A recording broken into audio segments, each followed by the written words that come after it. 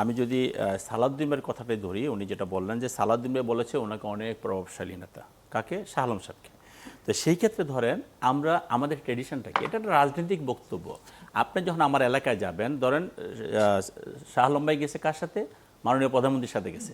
ওখানটাতে সবাই প্রধানমন্ত্রীকে নিয়ে ব্যস্ত এবং প্রধানমন্ত্রী নিয়ে কথা বলবে। আর গেছে কার এলাকায়? সালাউদ্দিন ভাইয়ের এলাকায়।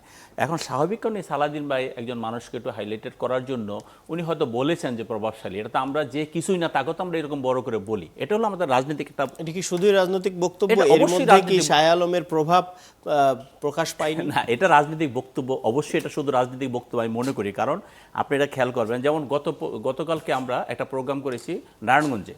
হাবিব ছিল, আজকে হাবিবের কথা বলছি। হাবিব তো যখন বক্তব্য করছে আমার কথা সে অনেকক্ষণ বলেছে যে আমরা একসঙ্গে ওই করেছি, সেই করেছি, আমার বড় ভাই জাহাঙ্গীর ভাই।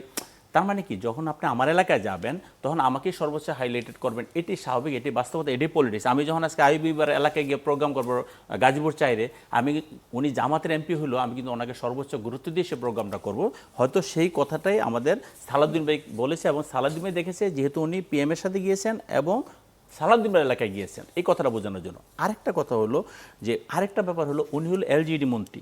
সো দ্যাট এলজিডি মন্ত্রীর কাছে আমাদের অনেকেরই বিভিন্ন কাজে গ্রাম্য অবকাঠামোর ডেভেলপমেন্ট করার জন্য আমরা আমাদের কাছে যাই, এটা সত্যি। তো যদি যাই, একটা লোকের কাছে আমার বারবার যেতে হয় সাংগঠনিক কাজে, দাপ্তরিক কাজে, উন্নয়নমূলক কাজে, সমস্ত কাজের জন্য, তো সেই ক্ষেত্রে আমি তার ব্যাপারটা বলতেই পারি যে আমি ওনার কাছে সবসময় যাওয়া আসা করতেছি। আপনি যেমন আজকে আপনি আমাকে বললেন যে জাহাঙ্গীর ভাই আপনার সাথে আমি একটা প্রোগ্রাম করেছি 13 নম্বর সেক্টরে পার্কে। তার মানে কি, আপনার সাথে আমি পূর্বে প্রোগ্রাম করেছি, ওইটা আজকে জেট টানছেন। স্বাভাবিক কারণে যেহেতু একজন মন্ত্রী, উনি প্রশাসনিক কাজ করে, উনি ডেভেলপমেন্ট কাজ করে, আর ডেভেলপমেন্ট কাজ যার কাছে যত বেশি, ওই মন্ত্রীর কাছে মানুষ তত বেশি যাবে। এটা গেলো একটা, যার কারণে হয়তো ওই সেন্স থেকে সালাউদ্দিন ভাই এই কথাটা বলেছে প্রভাবশালী। হ্যাঁ, উনি হাত উঠাইছে, ওটা আবার আমার আইবিবি বলেছে হাত উঠেছে, কেন উঠাইছে?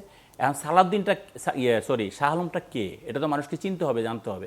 সেই কারণে এখানে আমরা তিনজন আছি, আমাকে যদি কেউ না চিনে, আপনি আমার নামটা বলবেন, সেক্ষেত্রে আমি বলবো হ্যাঁ আমি এস এম জাহাঙ্গীর আগে আছি। যখন দেখা যেত যে আওয়ামী লীগ সরকারের আমলে গোপালগঞ্জের যারা মন্ত্রী, এমপি, রাজনৈতিক নেতা ভীষণ প্রভাবশালী, এবারও কি বগুড়া কেন্দ্রিক তেমন হচ্ছে কিনা সেই অভিযোগ আপনি দেখেন আমাদের বগুড়ার কয়জন এমপি তো আছে কতগুলো, মন্ত্রী হয়েছে কয়জন, আর কে কতটুকু সেভাবে যার যে যোগ্যতা আছে সেই যোগ্যতার যে মন্ত্রী পরিষদ গঠন করা হয়েছে।